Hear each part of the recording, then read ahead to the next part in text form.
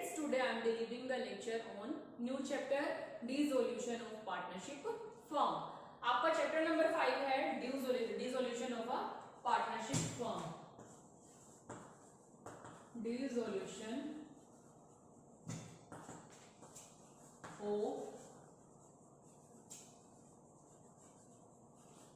Partnership firm कि एक तो होती है कि पार्टनर का डिसोल्यूट होना और सेकंड है फर्म का डिसोल्यूट होना. तो ये आपका मैं इसमें डिफरेंस बताती हूँ कि डिसोल्यूशन ऑफ पार्टनरशिप फर्म है वो कैसे उसकी अकाउंटिंग ट्रीटमेंट करनी है.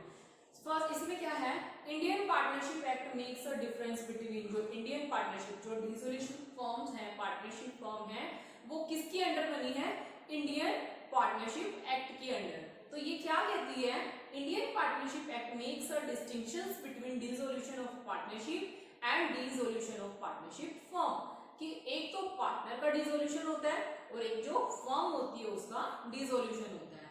तो इसमें क्या है, डिसोल्यूशन ऑफ पार्टनरशिप जो डिसोल्यूशन ऑफ पार्टनरशिप है पार्टनर एक क्या हो रहा है, डिसोल्यूट हो रहा है.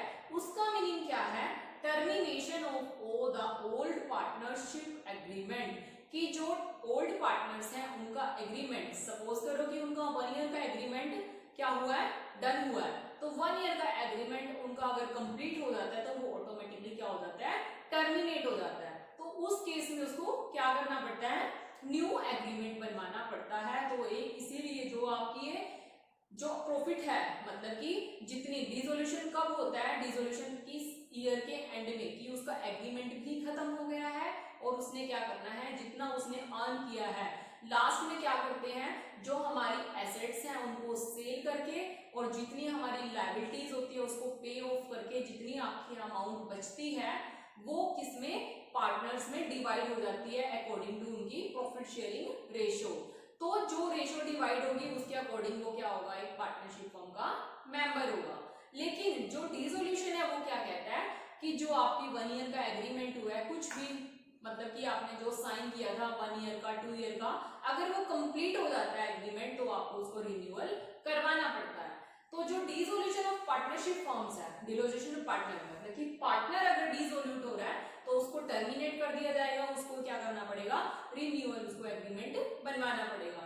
लेकिन जो आपकी पार्टनरशिप फर्म है उसमें क्या होती है कि जितना आपने पूरे साल में अर्न किया है उसके अकॉर्डिंग आप क्या करोगे, अकाउंटिंग ट्रीटमेंट करोगे कि कितनी आपकी एसेट्स हैं उनकी वैल्यू कैलकुलेट करके और कितनी आपकी लायबिलिटीज, इट मींस कितना आपने दूसरों को पैसा देना है, वो सब कैलकुलेट करने के बाद आपने क्या करनी है, जितनी आपकी अमाउंट बचेगी वो ओल्ड पार्टनर्स में उनकी प्रॉफिट शेयरिंग रेशियो के अकॉर्डिंग डिवाइड हो जाएगी. अब डिसोल्यूशन ऑफ पार्टनरशिप इसके क्या है, अलग अलग केसेस में होती है डिसोल्यूशन. फर्स्ट है in case of change in profit sharing ratio of existing partner. कब होती है dissolution of partnership, change in profit sharing ratio कि जब आपका ओल्ड पार्टनर है या फिर न्यू पार्टनर एंटर कर रहा है, न्यू पार्टनर के एंटर करने की वजह से उस शेयरिंग जो आपकी रेशियो चेंज होती है उसके अकॉर्डिंग डिसोल्यूशन किस तरह से होती है. नेक्स्ट है आपका in case of admission of a new partner, admission of a new partner कि जब पार्टनर न्यू पार्टनर एडमिशन ले रहा होता है. थर्ड है in case of retirement. Fourth is in case of expulsion of a partner कि जब partner expulsion हो रही होती है जब पार्टनर की. Next in case of death of a partner, partner की डेथ हो रही है. Insolvency of a partner, partner क्या हो गया है, दिवालिया घोषित कर दिया गया है, उसके पास पैसा नहीं है, तो इस केस में आपकी डिसोल्यूशन होती है. नेक्स्ट है in case of expiry of the period of partnership, जब पार्टनरशिप की जो एग्रीमेंट हुआ है वो एक्सपायर हो जाती है. तो डिसोल्यूशन ऑफ पार्टनरशिप फर्म को अलग अलग मेथड से सोल्व किया जाता है, अलग अलग टाइप्स हैं इसके. फर्स्ट है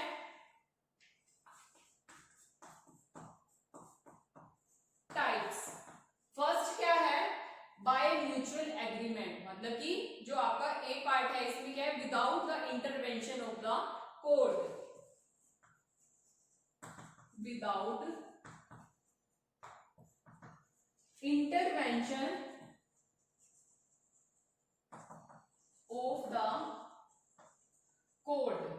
ये क्या कह रहा है कि इसमें हमें किसी कोर्ट की लीगली अप्रूवल नहीं लेनी पड़ती। उस केस में आपकी पार्टनरशिप फर्म है वो डिसोल्यूट कैसे हो रही है।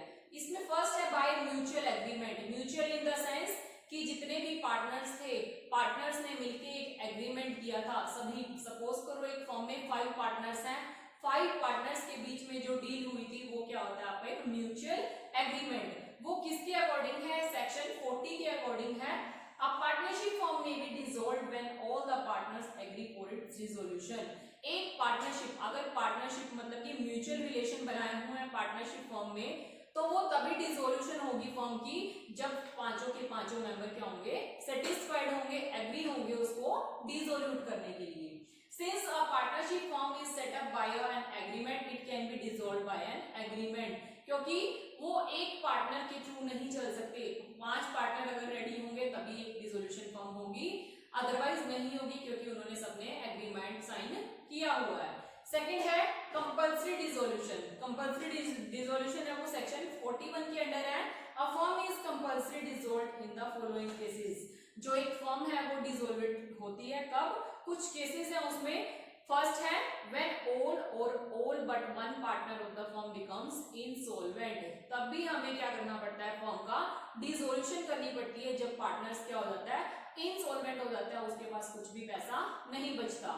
सेकंड है when business of the firm becomes unlawful. जब बिजनेस जो फर्म है वो आपकी अनलॉफुल इन द सेंस कि आपकी विदाउट गवर्नमेंट परमिशन चल रही है और आपके ऊपर कुछ भी केस हो सकता है। किस केस में होगा, जब आप without intervention of the court के अंदर काम करोगे। नेक्स्ट है on happening of an event. कुछ इवेंट हैपन, कुछ घटना घटित हो जाती है किसके अंडर, सेक्शन 42 के under. A firm may dissolve on the happening of one of the following incidents।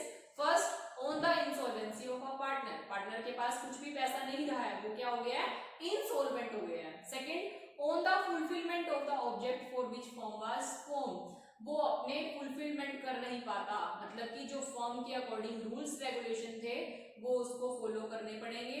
Third is on the expiry of the period from which the firm was formed. जब firm मतलब कि जो आपकी firm start हुई थी तब से लेके उसने एग्रीमेंट किया है, लेकिन बीच में उसका एग्रीमेंट क्या हो गया है, एक्सपायर हो गया है, वो उस केस में डिसोल्यूट हो सकता है। नेक्स्ट है फोर्थ बाय नोटिस। नोटिस दिया हुआ है सेक्शन किसके अंडर, 43 के under. When the duration of the partnership firm is not fix. जब आपकी पार्टनरशिप फर्म के अंडर कुछ ड्यूरेशन फिक्स नहीं हुई थी कि आपका एग्रीमेंट कितने साल का है, कितने साल के आपको काम करना है। It is at will any partner by giving notice to other partners can dissolve the firm।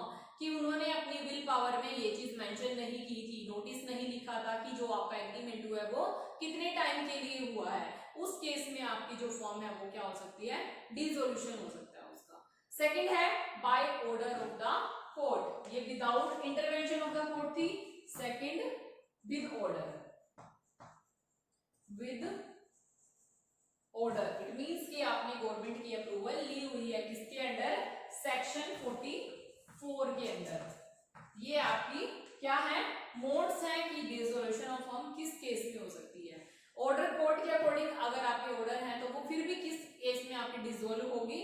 First है when a partner has become of unsound mind. जब पार्टनर्स ने अपने माइंड को क्या दिखाया, बिल्कुल अच्छे से ट्रीट नहीं किया। इट मींस उसने बिल्कुल वे ऑफ टॉकिंग था जो वो क्या था उसका बेकार था, तब वो फर्म क्या हो सकती है, डिसोल्व हो सकती है। सेकंड है when a partner other than the partner feeling a suit has become permanently incapable of performing his duties as a partner. जो एक पार्टनरशिप डील डन हुई थी उसके अकॉर्डिंग उन्होंने ड्यूटीज को फॉलो नहीं किया। थर्ड है when the partner other than the partner feeling a suit is guilty of misconduct that the harm the partnership। की उन्होंने पार्टनरशिप डील हुई थी 5 मेंबर्स के बीच, 5 में से सपोज करो 1 या 2 मेंबर ने अच्छे से बिहेव नहीं किया, कोई भी पार्टनरशिप डील जो डन हुई थी उसको मिसबिहेव किया, मिसयूज किया, तो उस केस में भी आपको क्या होगी, dissolution of the firm. Next है when a partner other than the partner feeling a suit willfully और persistently commits breach of partnership agreement, जो उनका एग्रीमेंट हुआ था, जो उनकी विल पावर में ऐड हुआ था, वो उन्होंने उसके अकॉर्डिंग प्रॉपर काम नहीं किया। Fifth is when a partner other than the partner feeling a suit has transferred the whole of interest of the in the firm to a third party, जो आपका इंटरेस्ट था थर्ड पार्टी का वो आपको first party मतलब कि जितने भी मेंबर्स थे उसको ना मिलकर ओनली किसको ट्रांसफर कर दिया गया, थर्ड पार्टी को या सेकंड पार्टी को, जिस किसी को भी ट्रांसफर किया है उस केस में भी जब पार्टनरशिप डीड सभी की डन हुई है, जो डील हुई थी, तो उस केस में जो प्रॉफिट होगा जितना भी इंटरेस्ट होगा वो सभी के बीच में डिवाइड होना चाहिए। इसलिए अगर वो नहीं होता तब फर्म का क्या होता है, डिसोल्यूशन होता है। नेक्स्ट है when the court is satisfied that the firm can not be carried on accept at a loss, अगर कोर्ट सेटिस्फाइड है कि फर्म अपने आप को लॉस बियर नहीं कर सकती, फर्म अपना लॉस चुकाने में कैपेबल नहीं है, उस केस में भी गवर्नमेंट क्या करती है, कोर्ट क्या करती है, फर्म को डिसोल्यूट कर देती है। नेक्स्ट है when the court is satisfied that the dissolution is just and equitable due to some other reasons, कि जो कोर्ट अगर सेटिस्फाइड है डिसोल्यूशन के लिए is just and equitable due to some other reason, उसके कुछ अलग से रीजंस भी हो सकते हैं, वो गवर्नमेंट को पता है या फिर किसी ओनर को पता है, जो पार्टनरशिप डीड आपकी डन हुई थी उसके अकॉर्डिंग अगर फिर भी फर्म का डिसोल्यूशन हो रहा है तो वो क्या, अकाउंटिंग ट्रीटमेंट के थ्रू ही आपको पता चलेगा। डिफरेंस दिया हुआ है आपको डिसोल्यूशन ऑफ पार्टनरशिप का और डिसोल्यूशन ऑफ फर्म का, ये आप खुद रीड करोगे। नेक्स्ट है settlement of accounts on dissolution, की सेटलमेंट कैसे होगी, सेटलमेंट कैसे करनी है, सेटलमेंट अभी थ्योरेटिकली बताया है, आगे भी थोड़ा अभी प्रैक्टिकली बताऊंगी तब क्लियर होगा आपको। थ्योरेटिकली में देखिए क्या है, settlement of account on dissolution, dissolution के होने पे अकाउंट्स की सेटलमेंट कैसे की जाती है, सेक्शन 48 के अंडर है ये आपका। Section 48 of the partnership act specify the mode of settlement of accounts on the dissolution of a partnership firm, कुछ आपके अलग से पॉइंट्स हैं जो आपको फॉलो करने हैं। First of all the amount of loss, जो आपकी लॉस की अमाउंट है, including the deficiency of capital, किसमें से मतलब कि आपको सबसे पहले क्या देखना पड़ेगा कि आपकी कैपिटल कितनी है, कितनी आपने बिजनेस में इन्वेस्ट की है, कितने आपके प्रॉफिट्स हैं, कितनी आपकी नेक्स्ट आने वाले टाइम में कैपिटल हो सकती है, तो आप क्या करोगे, necessary will be realise from the partners in the profit sharing ratio, कि जो आपकी रेशियो है, जितनी आपकी कैपिटल है, प्रॉफिट्स हैं, उन सबको ऐड करके जो आपका लॉस है वो आप क्या करोगे, दूसरों को पे करोगे। Second, amount realised from the sale of the asset of the firm, कि जो अमाउंट है वो आपने कब चेक की, जब आपकी एसेट्स क्या हो गई, सेल हो गई। Including any sum contributed by the partners shall be applied in the following manners, अलग अलग आपके केसेस हो सकते हैं इस केस में कि आपको कैसे करनी है अकाउंटिंग ट्रीटमेंट की, जो एसेट्स हैं फर्म की उसकी वैल्यूएशन कैसे करोगे। फर्स्ट है, first of all outside debts of the firm will be paid, सबसे पहले हम क्या करेंगे, जो हमने दूसरों का पैसा देना है वो हम दूसरों को सबसे पहले पे करेंगे, ताकि जो हमारी रेपुटेशन है, फर्म का नेम है, वो खराब ना हो। सेकंड है, out of the remaining amount the loans advance bye partnership will be paid of, जो आपके लोन की अमाउंट है देन क्या करोगे, सबसे पहले क्या करोगे आप, जो आपके आउटसाइड डेटर्स हैं वो आप पे करोगे, देन क्या करोगे, लोन जितने आपने लिए उसको पे करोगे, then thereafter the balance of partners capital account will be return, जो बैलेंस होगा पार्टनरशिप अकाउंट का, जो कैपिटल रही है उसको क्या करोगे, रिटर्न करोगे। नेक्स्ट है, if the sum amount remains it will be divided among the partners in their profit sharing ratio, अगर फिर भी कुछ अमाउंट बचती है तो आप क्या करोगे, इट मींस जो आपका प्रॉफिट हुआ था, जितनी आपकी कैपिटल थी उसमें से आपने क्या कर दिया, जितने जिनको लोन देना था, जितनी आपने पार्टनरशिप डेटर्स थे आपके, जितने आपने डील डन की हुई थी, सबका पैसा उतारने के बाद जो आपकी अमाउंट बचती है उस अमाउंट को आप जितने भी ओल्ड पार्टनर्स हैं, जितनी उनकी प्रॉफिट शेयरिंग रेशियो है उसके अकॉर्डिंग डिवाइड कर लोगे। नेक्स्ट है payment of firms debts and private debts, जो आपकी फर्म है उसके डेटर्स हैं और प्राइवेट डेटर्स किसके अंडर, सेक्शन 49 के अंडर आपकी कुछ दी हुई है। फर्स्ट है फर्म्स डेट्स, मतलब कि जो फर्म्स के डेटर्स होते हैं क्या है, डेट्स विच द फर्म्स ओज टू आउटसाइडर, की जो आपके डेटर्स हैं वो किसके होते हैं, आउटसाइडर मतलब कि बाहर की पार्टी के, एक्सटर्नल पार्टीज के, तो वो क्या होते हैं फर्म के डेब्ट प्राइवेट डेट्स कौन से होते हैं? Debts which a partners own his personal capacity, जो पार्टनर अपनी पर्सनल खर्चों को पूरा करने के लिए यूज करता है, वो क्या होते हैं आपके प्राइवेट डेट्स। फर्स्ट है amount realised from the sale of the asset of the firm is first used to pay off firm debts. क्या कह रहा है? अमाउंट रियलाइज कर रहे हैं, जो एसेट की सेल कर रहे हैं, तो क्या first used to pay off firm debts, and if there any surplus available and it will be distributed among the partners। कि उन्होंने क्या कहा है, एसेट्स अगर आपने किसी का पैसा देना है तो क्या करना है, एसेट्स जितनी आपकी एसेट है सेल करने के बाद जितने आपने प्रॉफिट अर्न किया है उसको आप कैलकुलेट करने के बाद क्या करोगे, जितनी आपकी रिमेनिंग अमाउंट बचती है वो किसमें जाएगी, आपकी पार्टनर्स में डिस्ट्रीब्यूट होगी। Next amount realised from the sale of private assets, estate of partnership will be used first to pay and private debts of the partner। ये भी यही कह रहा है कि जो आपके पार्टनर्स ने जो अपने पर्सनल यूज के लिए खर्चा किया था उसको पे करने के बाद जितनी आपकी अमाउंट कैलकुलेट होती है वो भी क्या होगी, पार्टनर्स के बीच डिस्ट्रीब्यूट होगी। आपको एग्जांपल डिफरेंस दिया हुआ है फर्म्स डेट्स का एंड प्राइवेट डेट्स का, रीड कर लेना। नेक्स्ट है अकाउंटिंग प्रोसीजर, क्या रहता है इसका, अकाउंटिंग प्रोसीजर। अकाउंटिंग प्रोसीजर किसका, अकाउंटिंग प्रोसीजर कि डिसोल्यूशन ऑफ पार्टनरशिप फर्म का। फर्स्ट क्या होता है, इसमें अलग अलग अकाउंट बनेंगे। फर्स्ट आपका रियलाइजेशन अकाउंट बनेगा। रियलाइजेशन अकाउंट कब प्रिपेयर करते हैं, जब आपकी फर्म का डिसोल्यूशन हो रहा होता है। Next partners loan account, partners loan account कि जो पार्टनर ने लोन लिया हुआ है वो लोन पे करने के बाद जो आपका प्रॉफिट्स जितने भी अमाउंट बचेगी वो रिमेनिंग पार्टनर्स में डिस्ट्रीब्यूट हो जाएगी। नेक्स्ट पार्टनर्स का कैपिटल अकाउंट कि जो अमाउंट आपकी डिस्ट्रीब्यूट होगी वो डिस्ट्रीब्यूट होने के बाद आपके पास कितनी कैपिटल रिमेनिंग बचती है। नेक्स्ट फोर्थ इज कैश और बैंक अकाउंट, कैश और बैंक अकाउंट। तो ये आपकी 4 अकाउंटिंग ट्रीटमेंट होगी जो आपका प्रोसीजर रहेगा किसमें, dissolution of the partnership firm में। फर्स्ट है रियलाइजेशन अकाउंट, क्या होता है, a realization account is open for disposing of all the assets of the firm and making payment to all the creditors. जो रियलाइजेशन अकाउंट क्या कहता है कि जितना भी आपने जिसका पैसा देना है वो सब पैसा देने के बाद जितने भी आपकी पेमेंट्स हैं क्रेडिटर्स को देनी है वो सब क्या होगा उसमें रियलाइजेशन अकाउंट में आपकी बनेगी। अब इसमें क्या दिया हुआ है, एंट्री दी हुई है रियलाइजेशन अकाउंट की। फर्स्ट क्या है, फॉर क्लोजिंग एसेट्स अकाउंट कि आपकी जो एसेट्स हैं उसकी क्लोजिंग कर रहे हैं तो उस केस में आपकी एंट्री क्या होगी, realisation account debit to sundry assets account. क्या है, क्यों कर रहे हैं ये एंट्री, क्योंकि जो आपकी एसेट है वो ट्रांसफर हो रही है किसमें, रियलाइजेशन अकाउंट में एट बुक वैल्यू, जो उसकी एक्चुअल में बुक वैल्यू होगी। क्या एंट्री होगी आपकी, realisation account debit, realisation account debit to sundry assets account. Next है आपकी only those assets which can be converted into cash are transferred to this account।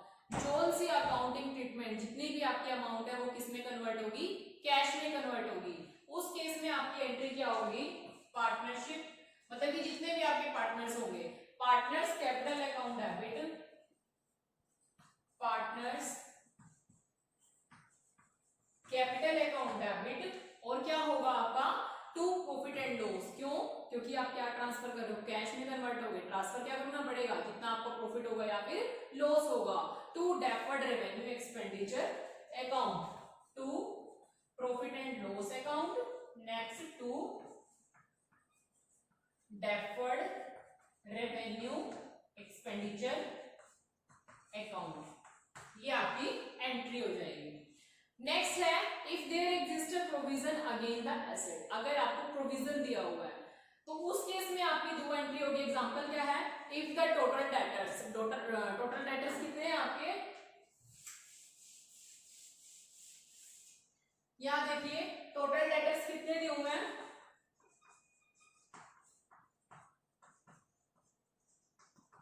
50,000। Total debtors आपके 50,000 दिए हुए हैं। उस केस में अगर आपको क्या करना है, प्रोविजन फॉर डाउटफुल डेट्स भी गिवन है। Provision for doubtful dates, DD it means doubtful debts, कितना गिवन है 4,000। तो उस केस में आपको एंट्री क्या करनी है कि आपकी एक रियलाइजेशन अकाउंट में ट्रांसफर होगी और एक डेटर्स अकाउंट में। Realisation account debit, realisation account debit to debtors. Debtors कितने हैं 50,000 के, और ये भी कितने आ जाएंगे आपकी 50,000। नेक्स्ट क्या रहेगा आपका 4,000 है जो आपके क्या है प्रोविजन फॉर डाउटफुल डेट्स। ये किस में जाएंगे, रियलाइजेशन अकाउंट में। रियलाइजेशन अकाउंट में क्यों जाएंगे, क्योंकि रियलाइजेशन अकाउंट हम बनाते इसलिए हैं क्योंकि जितनी भी हमारी अकाउंटिंग ट्रीटमेंट होती है, जो लॉस है, जितना हमने पैसा देना है, वो हम किस में कवर करेंगे, रियलाइजेशन अकाउंट में। तो एंट्री क्या होगी आपकी, provision for doubtful debts, provision for doubtful debts account debit to realisation account. कितने हैं 4,000 एंड 4,000, ये आपकी एंट्री होगी। कुछ एंट्रीज दी हुई है, following entries pass to transfer of such provision. कुछ प्रोविजन पास करने की आपकी एंट्री है, तो कौन कौन से हैं जो आपकी डेबिट में जाएंगे ही जाएंगे। Provision for bad debts, provision for depreciation, machinery replacement, अगर आपने कोई मशीनरी रिप्लेस की है, इन्वेस्टमेंट फ्लक्चुएशन फंड, जितने भी आपके ये फंड है, रिजर्व है, बैड डेट्स हैं, डेप्रिसिएशन है, ये सब क्या होंगे आपके डेबिट साइड में जाएंगे। और किसके अकाउंट में जाएंगे, रियलाइजेशन अकाउंट में, क्योंकि रियलाइजेशन अकाउंट में वो वैल्यू जाएगी जिसकी हमने क्या करनी है, पे ऑफ करना है। जिसको हमने पेड ऑफ करोगे अमाउंट को, तभी जाके आपका रिमेनिंग अमाउंट निकल के आएगा। नेक्स्ट है, अभी मैंने आपको क्या बताया था, फॉर क्लोजिंग एसेट्स अकाउंट। अब क्या है, for closing liability account. For closing liability account में क्या करना है आपको,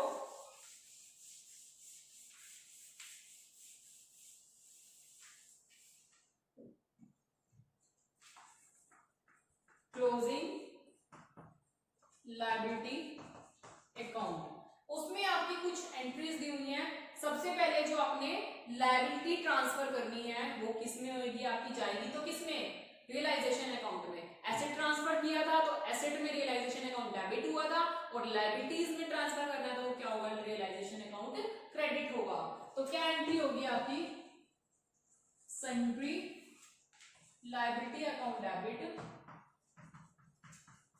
टू रियलाइजेशन अकाउंट। याद रखना, जब आप अकाउंट को ट्रांसफर करोगे तो रियलाइजेशन अकाउंट डेबिट होगा, जब लायबिलिटी को ट्रांसफर करोगे तो रियलाइजेशन अकाउंट आपका क्रेडिट हो जाएगा। नेक्स्ट है आपका कि जो आपके पार्टनर्स हैं, सपोज करो इसमें फर्स्ट दिए हुए कुछ पॉइंट्स हैं आपके, only those liabilities which related to third parties are transfer to real.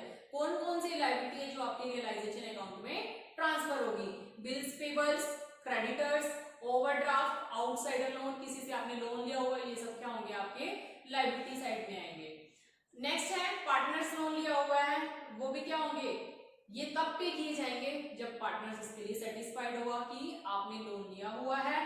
To not transfer to real, जो पार्टनर्स का लोन है वो रियलाइजेशन अकाउंट में ट्रांसफर नहीं किया जाएगा क्योंकि वो उसके पर्सनल लोन है, वो अपने आप से उसकी अकाउंटिंग अलग से ट्रीटमेंट करेगा। थर्ड है अनडिस्ट्रीब्यूटेड प्रॉफिट्स हैं, कुछ आपके जर्नल रिजर्व हो गया, रिजर्व फंड हो गए, ये क्या होंगे आपके डेबिट होंगे। किस केस में, जब आप प्रॉफिट शेयरिंग रेशियो को डिवाइड करोगे तो क्या आएगी entry, journal reserve account debit, profit reserve fund account debit, contingency reserve account, profit and loss account debit, workman compensation, जितने भी आपके ये अकाउंट है ये सारे डेबिट होंगे। किसमें, टू पार्टनर्स कैपिटल अकाउंट में, जो पार्टनर्स का कैपिटल अकाउंट है। नेक्स्ट है वर्कमैन कंपनसेशन रिजर्व, ये मैंने आपको एडमिशन ऑफ अ पार्टनर में भी बताया था। अब वर्कमैन कंपनसेशन में क्या है, अगर आप कोई भी लायबिलिटी पे नहीं करते हो, कोई भी line, no case, in case no change, मतलब वर्कमैन कंपनसेशन में मैंने आपको क्या बताया था एडमिशन ऑफ अ पार्टनर में भी, कि अगर आपका कोई भी अमाउंट पे नहीं कर रहे हैं तो उस केस में एंट्री क्या रहेगी, कुछ अमाउंट पे कर रहे हैं उसमें आपकी एंट्री क्या रहेगी, आप इक्वल अमाउंट पे कर रहे हो उसमें क्या एंट्री रहेगी, और ज्यादा अमाउंट पे कर रहे हो तो उसमें क्या एंट्री रहेगी। सेम यही इसमें ही है, अगर आप कुछ भी लायबिलिटी पे नहीं कर रहे हो तो आपकी workman compensation reserve account debit to partners capital account किसमें जाएगी, पार्टनर्स के कैपिटल अकाउंट में। अगर कुछ अमाउंट में पे कर रहे हो तब क्या होगा, टू रियलाइजेशन, वर्कमैन कंपनसेशन क्या होगा, डेबिट तो होगा, टू पार्टनर्स के कैपिटल में तो जाएगी ही जाएगी और साथ में क्या होगा, टू रियलाइजेशन अकाउंट बनेगा आपका। नेक्स्ट अगर फुली पेमेंट कर देते हो तो क्या होगा, workman compensation reserve account debit to realisation account, normal entry हो जाएगी। अगर आप ज्यादा अमाउंट पे कर रहे हो तो क्या होगी, workman compensation reserve account debit to realisation account. तो ये आपकी क्या है, कुछ एंट्रीज दी हुई है। थ्योरेटिकली मैंने आपको सब बता दिया है, प्रैक्टिकली मैं आपको नेक्स्ट वीडियो में बताऊंगी। So now if you have any problem regarding this topic please concern me on WhatsApp. Thank you students, good luck.